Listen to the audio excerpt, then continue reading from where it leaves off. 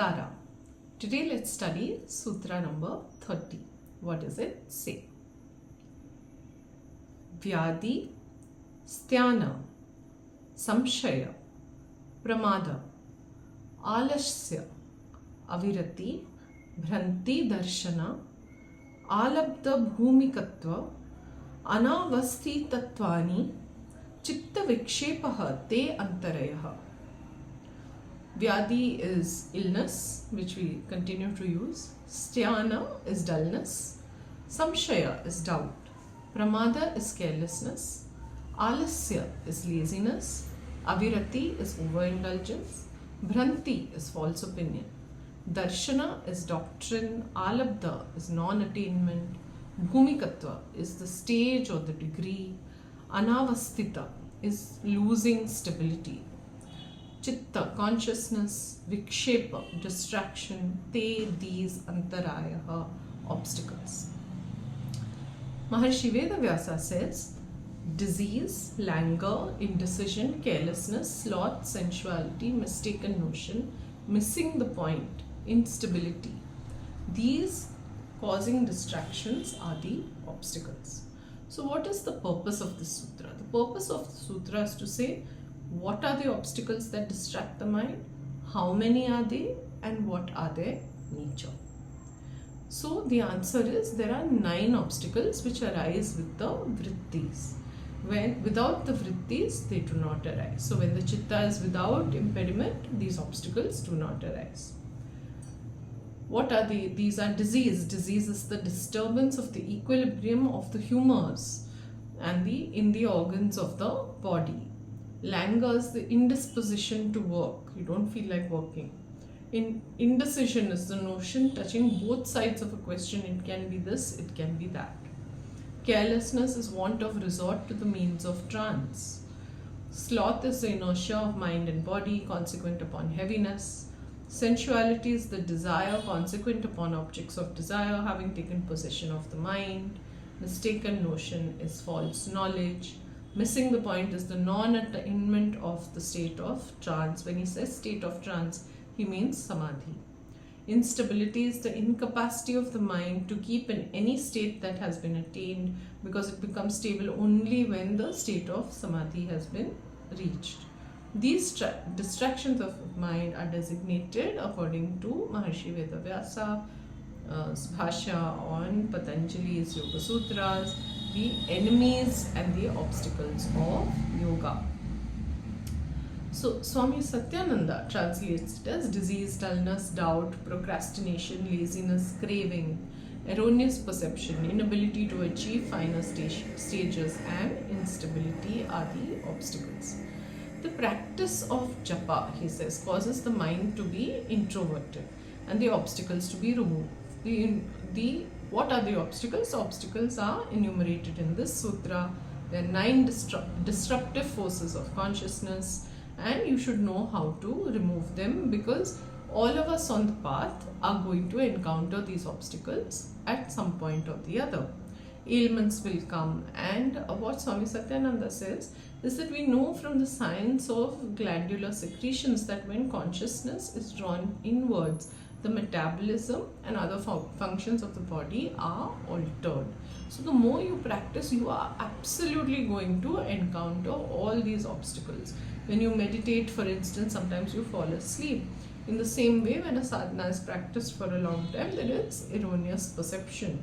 The spiritual aspirant is often observed to be careless about his personal life, his family obligations, duties. You may be mired in doubt. Is this the path for you? Is it working? Is your sadhana right? Will you ever reach the goal?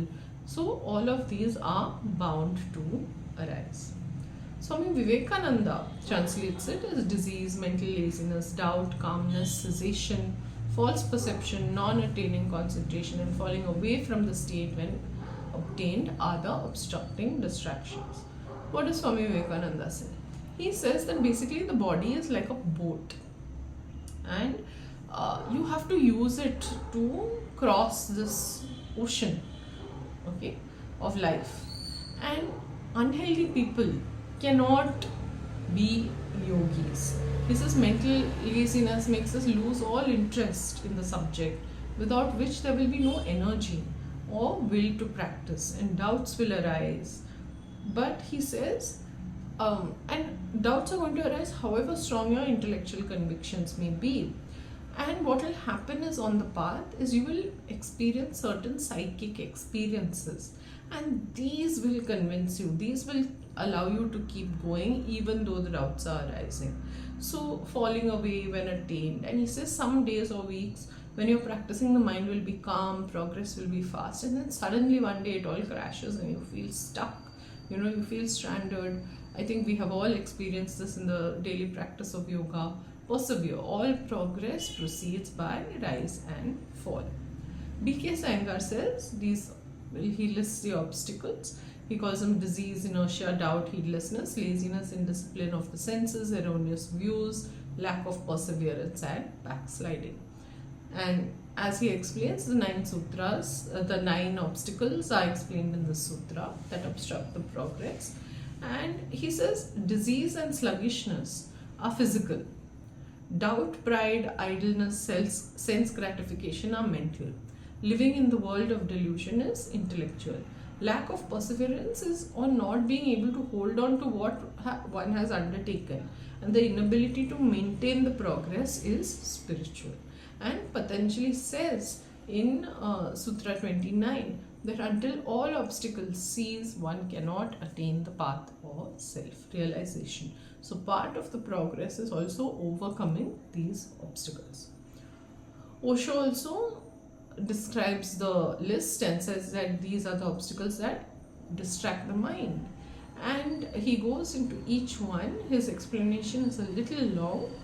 And for instance, he says disease for Patanjali is dis-ease. It is a non-rhythmic way of your bioenergy. You feel uncomfortable.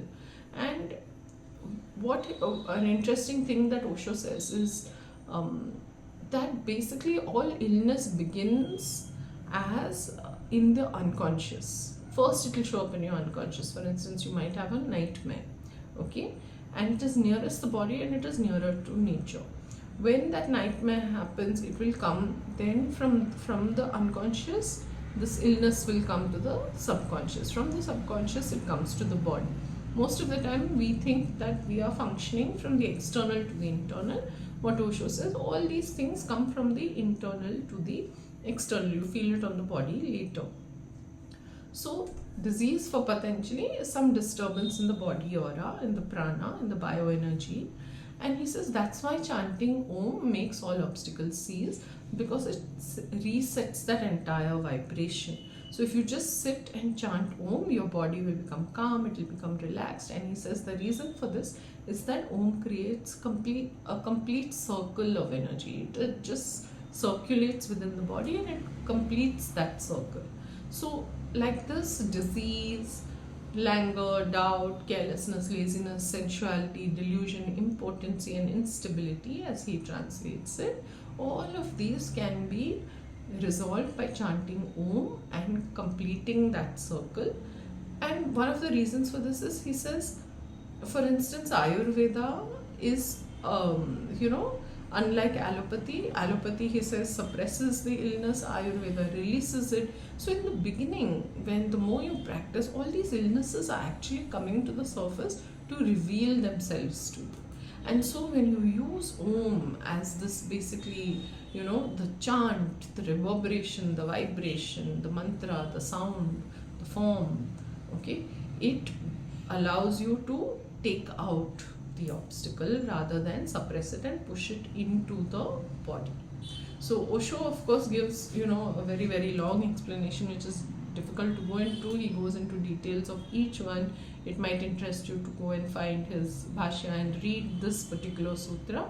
But he basically says that Patanjali says that you will feel the first taste of dropping into the universal as you start working with these obstacles, using Om to release yourself from them. And that taste, once you taste the universal, will become happiness and your instability will go. Chant Om and all your obstacles will cease. Barbara Stoller Miller translates it very simply. The obstacles that distract thought are disease, apathy, doubt, carelessness, indolence, disposition, false vision, failure to attain a firm basis in yoga, and restlessness. When before thought can cease entirely, a practitioner must withdraw from the phenomenal world and turn inwards, be introspective, and these distractions will arise. To prevent this calm, and chanting the resonant syllable Om clears away the obstacles.